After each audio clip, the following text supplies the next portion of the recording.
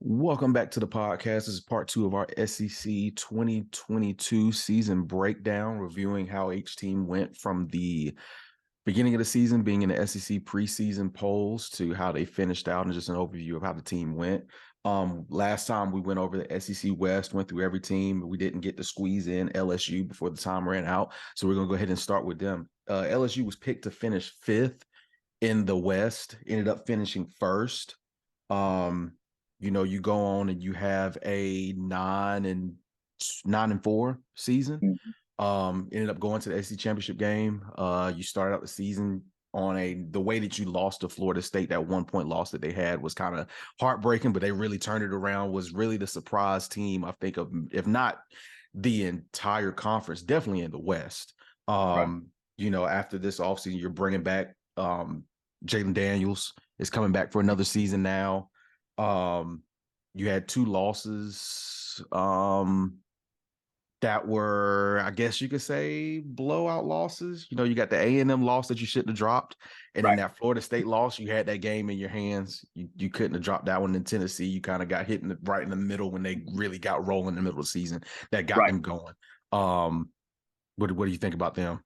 Man, they're going to be scary. LSU is going to be very, very scary. I've always loved Brian Kelly as a coach. He was able to win at Cincinnati, I believe, is where he was when he went to Notre Dame. While they were never competitive in any championship games, they always played a tough schedule. Right. He was always able to navigate tough schedules at Notre Dame without the same athletes he's going to be able to get at LSU. I think what we saw was LSU. Brian Kelly is such a good coach. Let me say this. Personally, I don't think LSU was the best team in the West. I think Alabama was the best team in the West, even though they beat Alabama, right? Right. They shouldn't have been there, and they proved that they shouldn't have been there by dropping 4 games in the season, right? Yep. But they got there because they won the games that counted, right? They did what they were supposed to do when they were supposed to do it. Little kids, pay attention. Do what you're supposed to do when you're supposed to do it. So everything rests on the laurels of Brian Kelly. He's going to recruit at a high level at LSU. He don't have to go far out of his backyard to get good talent. Right. It's all that I-10 corridor, all of Texas. He got everything he needs right there at his back door. He's got resources. He's got facilities. He's got pedigree. He's got tradition. Brian Kelly will retire from LSU. He probably will end up winning 2 or 3 national championships as the head coach of LSU. As long as he's there, LSU is going to be a problem. Right. And you already got a recruiting tool on you saying that, hey, we already came in and we already won the West already. That step has already been taken. It's no more, we were a game back or 2 games back. We won the West already. We made it to Atlanta already. I'm telling you, they are a team.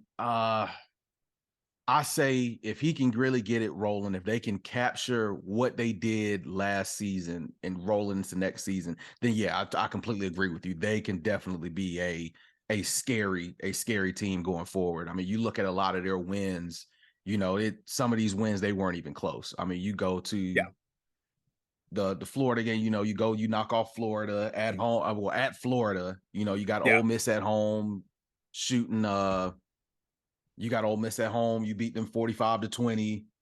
Of course, you got the overtime win at Bama. I'll tell you, if they continue to build, you're getting quarterback stability with Jalen Daniels coming back for another season. Don't have to worry about the quarterback position. He's going to probably end up being in the Heisman discussion at the beginning of the season next year just because of how they finished off.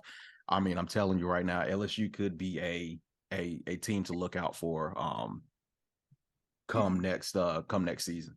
Yeah, they're going to be problematic. I mean, Jaden Daniels, he threw for almost 3,000 yards, but more impressively is what he did with his legs, right? Right, and so he's definitely a legit dual threat quarterback. He improved a lot from the beginning of the season to the last because he was trying to get used to the system, right? The one thing that is so impressive to me about Brian Kelly is if you go back and look at the national championship game that they played Alabama in, where they just got completely just trounced, right? Right. They had a quarterback Golson, I think was his name, looked just like Jaden Daniels. Yeah. Right. Yeah. That team, that Notre Dame team looks just like LSU's team this year. Mm-hmm. Right. Brian Kelly somehow, regardless of who his coordinators are, puts the same team on the field every year. Now he gets a chance to grab some elite talent. Yeah, to add to that. Lights out. Lights out. I'd be scared. I'd be worried. Yep, definitely. Yep. Well, in that break, we're gonna go ahead and shift over to the SEC East. You know, you got to start off with the two-time champs now in Georgia, and just the dominant team in the whole conference. You know, you start out projected as number one, you finish at number one, 15-0. You're just an overall dominant force, as anybody has seen in a long time, since a lot of these Bama teams do. Now, this is going to be the question. Do you think Georgia has taken the model of Bama, or have they done the model that Clemson did when Clemson was on their roll? Man, listen here. Again, kids, listen up. At certain times in life where you have an opportunity to learn from somebody who's doing it the way you want to do it. Mm-hmm. Kirby Smart spent a lot of time at Alabama. And from what I can see now, he was nothing but a sponge there, because he has basically duplicated not one thing, not two things, but he duplicated everything that Nick Saban does at Alabama. It is the exact same team. Yeah. Program, whole 9 yards. You know, there's nothing wrong with emulating somebody else, and I'd even say copying somebody else. Yep. If you know that it works. There's no reason to do anything other than what you know works. Kirby Smart has done that to a T. He's gone to back-to-back national championship, and he's about to lose Stetson Bennett, who I think is 45 years old. Yeah, right? Just about. He's been there for. I mean, he's been floating around forever in college football. I'm saying? I believe Brock Bowers is gone. No. Brock Bowers, he was a sophomore. He's got another season. Yeah. So now when it comes to Georgia's, what's going to happen is, who's going to take the reins under center? Is it going to be Brock Vandagriff that's going to step in? You got Gunnar Stockton, who's a 5-star quarterback who came in as a freshman last season, who's been sitting in training this whole time. And from what I've seen, a lot of reports saying that he was saying at practices leading up to the championship game, like, hey, I don't want a practice jersey. I want contact. You know, I'm trying to play. And then you got Carson Beck back there also. I think this is a big stepping point for whoever's running that offense, to see who's going to go under center now at Georgia. Yeah. And I'll say this, because Kirby Smart was such a sponge, and obviously what he's doing emulates what Nick Saban has done in the past. Mm-hmm. If whatever quarterback they've got back there, let's just say they're not Stetson Bennett. Let's say he's not Stetson Bennett. Yep. He's not Aaron Murray, right? Yep.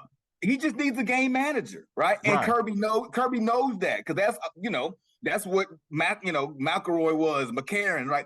Kirby was a DC while Nick Saban was winning championships with game managers quarterback. Yeah. He doesn't have to have a stud back there. Right. It's just whoever he has back there needs to not turn the ball over. You've got enough playmakers where it's kind of similar to the San Francisco for the 49ers offense right now. You've got so many weapons on offense. You just need somebody to get the ball to them and let them go to work. And let them go. Let them go. Yeah. As long as Kirby does that, he's gonna be fine. And I'll go ahead and make a proclamation right now. Kirby Smart's gonna end up with more national championships than Nick Saban. Ooh. Yeah. Yeah. He is. That's gonna be something. But I tell you, if they keep building and they keep staying as dominant as they are, I mean, I look at their schedule for next season, and I think it's gonna be another trip to the SEC championship game and to the Final Four again for Georgia next year. I really do see it. I don't see any fall off. The only question they have right now is the quarterback position. Every other position, you're gonna just reload back in with a whole bunch of guys that are gonna be first round picks in the next draft also. Right. Yeah. They're going to be tough, man. I mean, to have lost as much talent as they lost from the draft last year, to come in here and do what they did this year, they're gonna fly through the East. Yeah. Depending on what Tennessee does, Georgia's gonna fly through the East. They should be in the 14 playoff every year. And when the playoff expands to 12, they're guaranteed. They're guaranteed to be there. Yes. So that's part of the reason why I say he's going to end up getting it, because he's going to have more opportunities, because the playoff is going to expand to 12, and he's going to be there every time with a shot, right? So he's, he's business as usual. Business as usual for Jesus. man. Yeah. So next up, that was scheduled to fill, that was projected to finish second in the East, was Kentucky. They ended up finishing fourth. They finished 7-6. You're losing two of your main driving forces on offense at Kentucky, with Will Levis leaving and Chris Rodriguez. Yeah. With Will, when there were times this season where you didn't have either one of them due to health issues or whatever was going on. They do not look like the same team with those two out. And I'm telling you right now, they are a team that I see probably taking a big step back. You don't know what you have coming in at quarterback next season. Don't have a stable running back room over there anymore. I'm not sure where Kentucky's headed after this season. This was supposed to be we could probably make it to second or challenge Georgia. If Georgia slipped up and lost a game this season, they were supposed to be that team that was going to be right there to kind of benefit from it. But yeah, I don't see where Kentucky's headed to next season. No, they're going to struggle with the losses. They also have Bama on their schedule from the West this year. Yep. I think it's going to get ugly. I do believe in Mark Stoops. I think Mark Stoops is doing about as good of a job as any coach can do recruiting to Kentucky. He's shown the ability to get high level elite talent in. Can he get enough? Right, because it's going to take more than a quarterback and a receiver or a running back to get it done in the SEC. Now they're bringing in this kid from NC State, Devin Leary. He's a good quarterback, but like you just said, a quarterback is not going to make or break. I mean, it's not going to make that team. What pieces do you have around him, playmaking wise, or running back wise, or tight end wise, or even O-line wise, to help him play at the level he needs to play at to compete in the SEC? Now you're coming from the ACC to the SEC. It's a whole new ball game. Yeah, whole new ball game, man. I would project Kentucky to end up finishing somewhere near the bottom of the East in 2023. Yeah, definitely. Well, moving on to the next team, we've got Tennessee, projected to finish third. They finished second, went 11-2. Definitely one of the, I don't want to say surprise teams, but you can say surprise from the standpoint of how well they were operating. Definitely the highest powered offense in the country. I mean, you had defenses were terrified to see Tennessee this season. I'm not sure what you're looking at for next year for Tennessee. You lose your offensive coordinator. You promote your quarterback's coach from within, but at the same time, I do think you're back in one of those situations where your head coach was kind of running that offense. He's had that offense humming every stop that he's made coaching wise. Your thing that's going to happen with Tennessee is, where do you go after Hooker? Is Joe Milton the guy? Which in the bowl game, he shined in the bowl game against Clemson. I'll give you that. I think they can make it work. Or will the controversy with having this highly ranked freshman come in, and Nico, who's supposed to be the next generational talent, that's out there, will the rumblings kind of stir some pots over there, especially as spring practice gets rolling and you go into summer and then into the beginning of the season? Will that trip you up in the long run? Or will you have just straight dominance and kind of business as usual clicking offensively for Tennessee as you did last season? Right. I think one of the things that it was a very special season. Tennessee reminded me of LSU when Joe Burrow and Jamar Chase and Jefferson were there. It almost looked like I was watching the exact same team from an explosiveness perspective, right? Right. And when you play that way, the way that Josh Heupel coaches the game offensively specifically, you're going to get looks from the best quarterbacks, the best receivers, the best tight ends. Now, what you may not get are the best running backs. You may not get the best O-linemen. But when you play that style, man, skill players want to go there.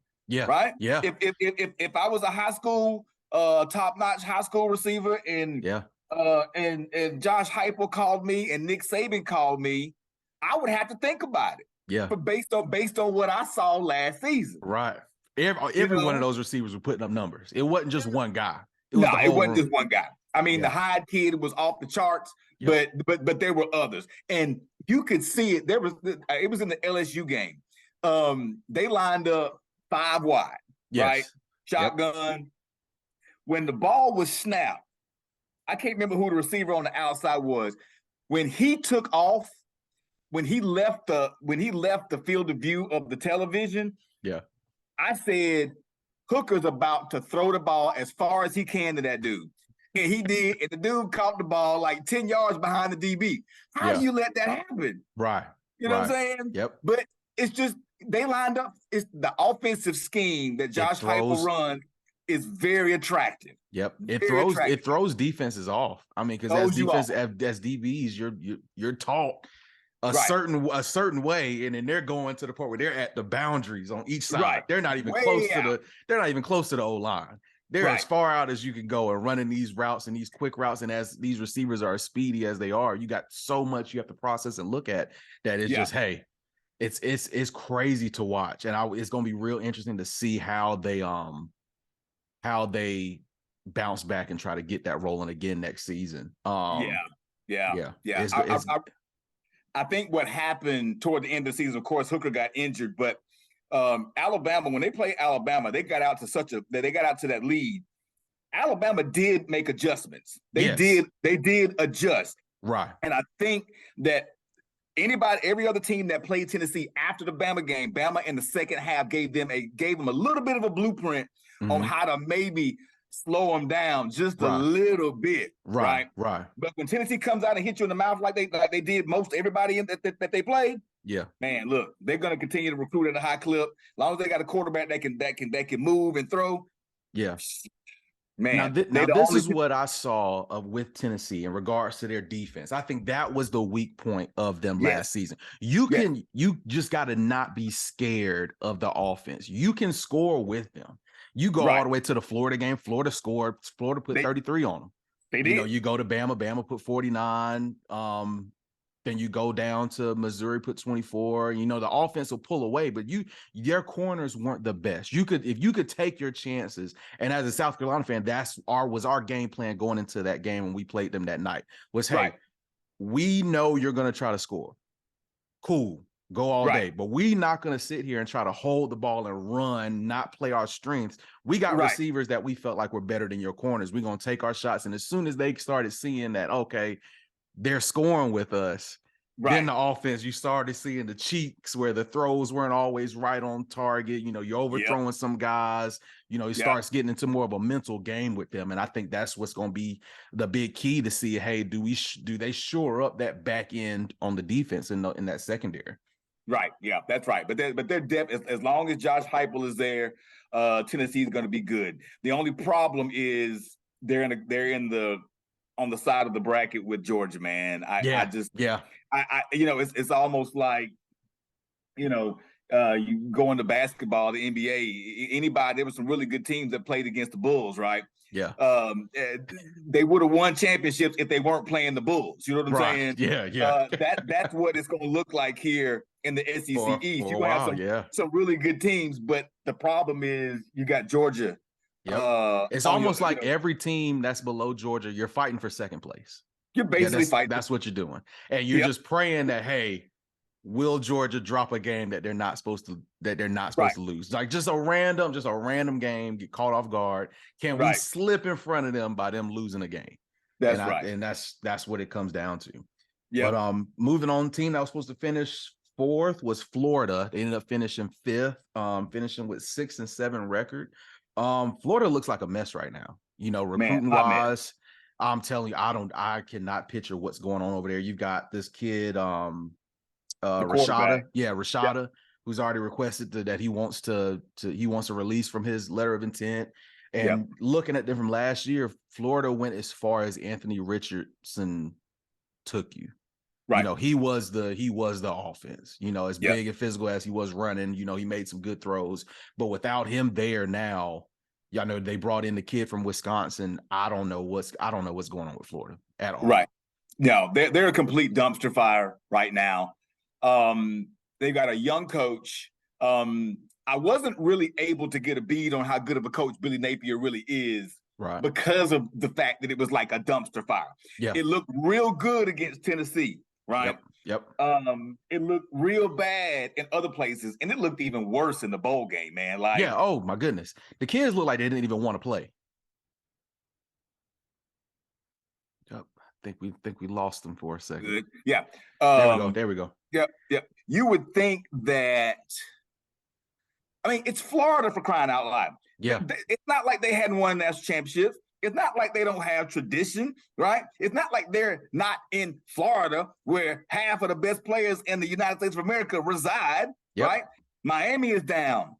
Yep. UCF is UCF. You're about to let Florida State pass you now. They gotta start capitalizing while the rest of the state is down. Yep. If Billy Napier can build a wall around the state of Florida, he can be successful, but he's gonna have to recruit. I just gotta find out, or we've got to know how good of a coach he really is. Right. You should win at Florida. Right. Florida, yes. Florida should be competing with Georgia for the East every single year. Yeah. They got to get it right from the top down, brother. Yeah.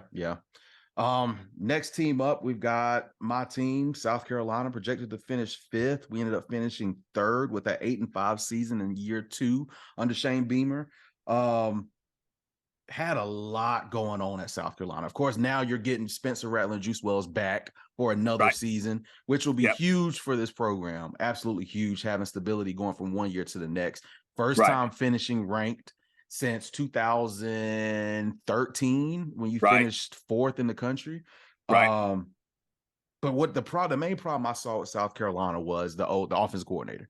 Because, I mean, you got a decent defense, but you don't have world beaters on defense. So you run into one of those issues where if your offense is coming out having a bad day, there's only so much you can ask for the defense to do. You can only ask them to hold on for so long if you're going 3 and out 4 times in a row and sending them back out there and the other team's going 12 plays down the field. You're going to be tired. It's only so much you can ask for. And so now you got Marcus Satterfield there, and it's come out now that 75% of the season, his play calling and substitution packages were so long and complex. You know, I understand you want to be a pro style offense, NFL style offense, but you see the immediate turnaround when you got past Florida, the butt cut you took at Florida. Come home, you got Tennessee coming in, you scrap 75% of the playbook. We say, hey, we're only going to make a couple substitutions. We know these plays work for us. Let's call these. And now all of a sudden you look like world beaters. You kept 2 teams out of the playoffs. Clemson and Tennessee were going to make it into the playoffs if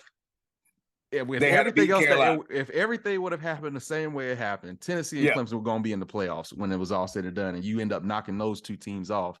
You break your streaks against you beat Clemson for the first time in 7 years. You beat A&M this season for the first time ever. That's 8 years running. You know, I mean, it's you have a lot to look forward to next season with South Carolina. Yeah, man, I agree. I got 2 words, it was 3 words, but one is momentum. Yes. Right? They finished strong. The other is Shane Beamer. Yeah. I was listening to Paul Feinbaum was they did, I can't remember what game it was, but he had Shane Beamer on the set. And I was so impressed with this guy's energy level. And he obviously is in love with the school. Yeah. I'm telling you, and it's somebody that we are proud to have. It's like we've gone from coach to coach and going from Muschamp, who was somebody who I felt was there for a check. Right. To going from him to having a guy preaching from the time he walked through the door and Shane Beamer saying, this is my dream school. Somebody who has to drag me out of here before I leave here. This is the school I want to be at. He understands the fan base. And I mean, this is everything that you want for a school that has gotten as low. 2 seasons ago, winning 2 games.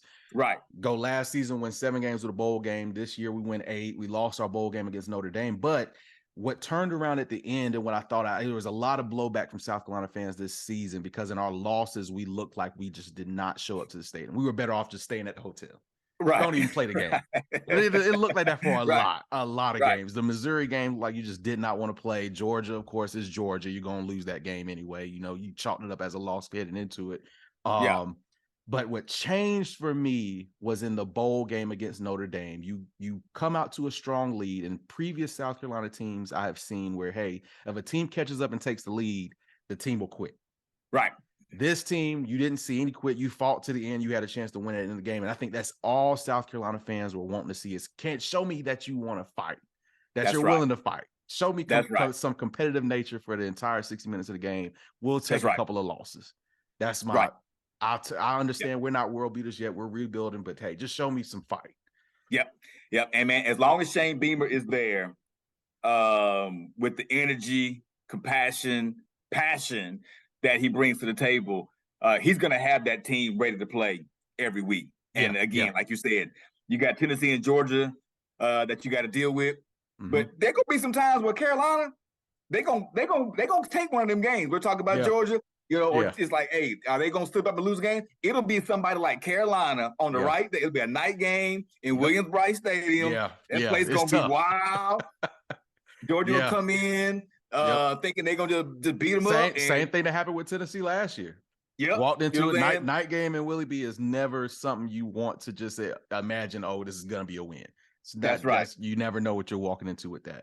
That's exactly right, man. I'm looking forward to Carolina season. Yep. Moving on to the next one, we got Mizzou projected to finish 6th. They did finish 6th. They had a 6-7 season. They're one of the teams in the SEC that you just kind of scratch your head with. Sometimes they look okay. Sometimes they look horrible, like they don't belong in the SEC. Don't know what's going on with Mizzou. Man, I think Missouri was brought into the conference for academics and maybe basketball, maybe. You know what I'm saying? Yeah. But man, I don't know. I think the coach they have is subpar. Mm-hmm. Geographically, they're not in the best spot to recruit in the United States of America. Now they're in the middle of the country, but you gotta attract people to come there. That's the thing. Like, do you want to come play at Missouri? Why would I go play football at Missouri?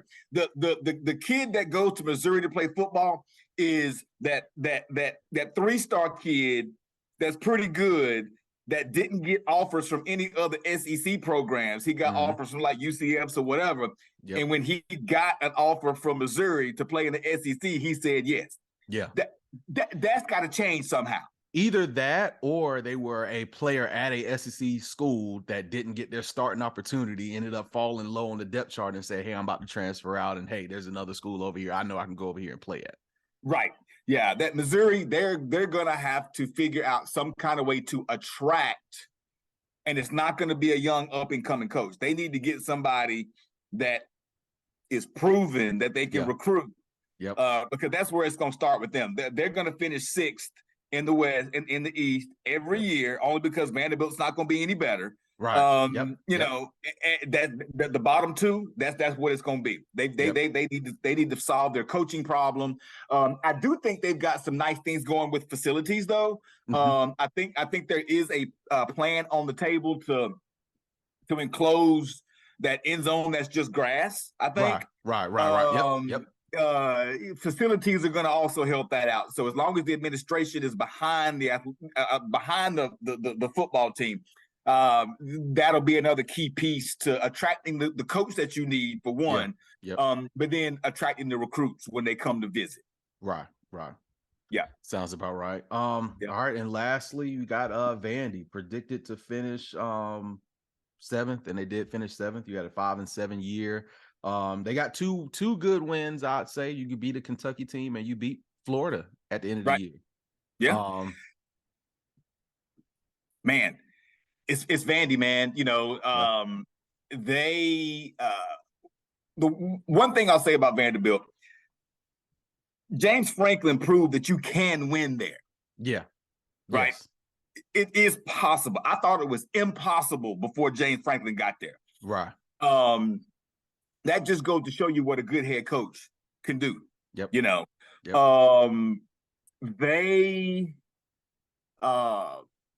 Man, I don't think they have anything going with their facilities right now.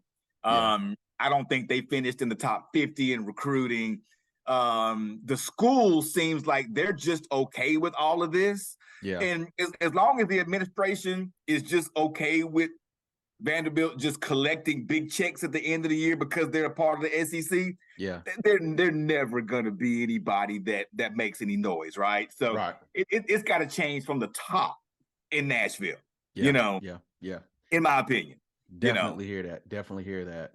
Well, I think that's going to wrap it up for us on this episode. I appreciate you coming on. I think this is going to be a regular thing. Hey, man, let's do it. Yeah, I know we've talked about talking some basketball. We got college hoops going on right now. Man, roll tide. Yeah. Y'all are fighting right now. Y'all really got some things going on for you. Yeah. But definitely I appreciate you coming on. We're gonna keep this thing rolling and definitely hopefully everybody will tune in again next time. If you like, leave a comment for either one of us. We both will answer it. And hit that like button, hit that subscribe, and hit that bell so you get notified when posts go up. I appreciate y'all, and I'll catch you next time. All right, take care. Yep.